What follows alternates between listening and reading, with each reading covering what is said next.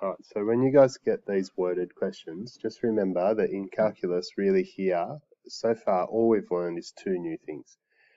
One of them's not even new. One of them is just straight substitution like you guys have done throughout linear, quadratics, cubics, okay, just literally subbing in the value. And the second part of it is that you guys are going to work out what the derivative function is, okay, so that you can work out what an instantaneous gradient is. So there's two sorts of gradients, or rates of change is the right thing to call it. There's one that occurs between 2 points, which is going to be question B. That's going to be the average velocity. The derivative will tell you the rate of change at one particular point, or the gradient at one particular point. That's the instantaneous velocity. So that's question C. So when you guys go to do a question like this, you have to stop thinking about it as being anything other than the questions that you've done today. So they're exactly the same. They can only ask you a couple of things. So if we go in here and we attack question 1, how high is the balloon above the ground after 2 seconds? Remember that this would be just a graph, okay, like this, and it's going to be time versus the height, okay, of the balloon. So all you're doing is going radio. That means that the height at time 2, so in other words, I'm just going through and replacing all the t's with 2's, is going to be 255 minus 1609 times 2 squared. You guys have got a calculator, not a graphics calculator, just a calculator. Just put it into your calculator and you'll find that its height is 190.64. Now, did you notice that when I started this, I haven't even really read the question, okay?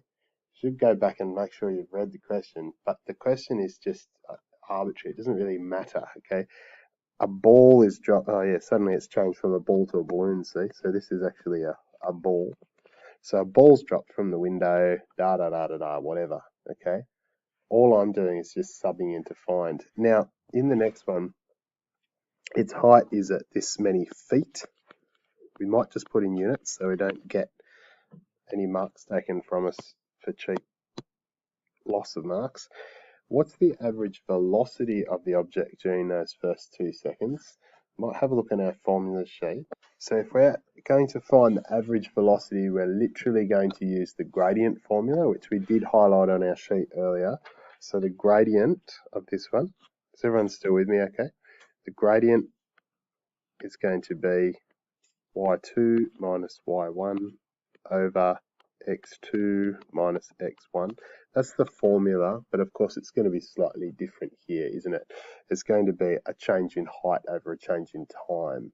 So what we're actually going to use, if I switch over colors, is we're going to say the average velocity is going to be the change in height, so height 2 minus height 1 over time 2 minus time 1.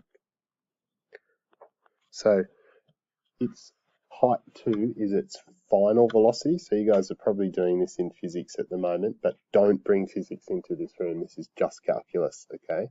And it's unfortunate that the two line up. So its height 2 was 190.64 minus its original height, which was 255 feet, and I've got that from up here in the question, okay?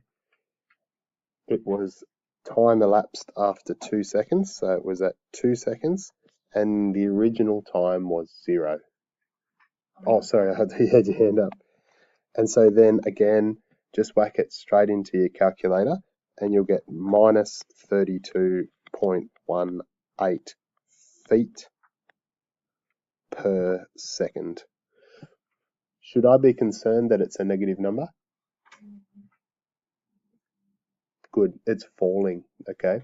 So it's going to have a negative value. So that's completely a good response, okay? If it was a rocket firing up, then we would hope to see a positive change, okay? Because it's going in a positive direction. So even though this is something in the real world and it's tangible, remember that it's dropping on the h-axis, okay?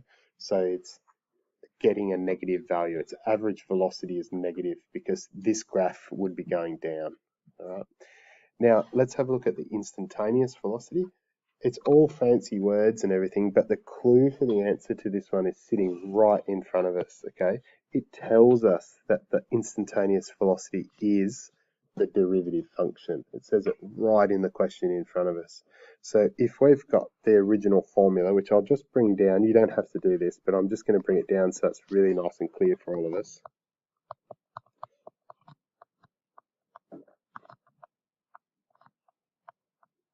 So if I'm finding the h of the t, and I'm only using that performer because that's what it's directing me to do in the question. Otherwise, h dash of t would be fine as well, okay? Then we lose the 255, that goes, and I just end up with negative 32.18. Whoops, really losing the plot now. 8t, okay? And then remember that when we go to put this in, so really if I change what I've done here, because this is not really that useful, this format, okay? If I'd made this h dash of t, then what I can do is I can put in the time elapsed, which was 2.2 seconds. I'm getting that from there. So we'll go in with h dash of 2.2. And then you're getting minus 32.18 multiplied by 2.2. And that you just chuck straight into your calculator. I'm getting messy now to finish this up. And I'll end up with minus 70.796. Don't get too lazy. That should be h dash of t, or h dash of 2.2 equals. And then worded question, worded answer, okay? It's falling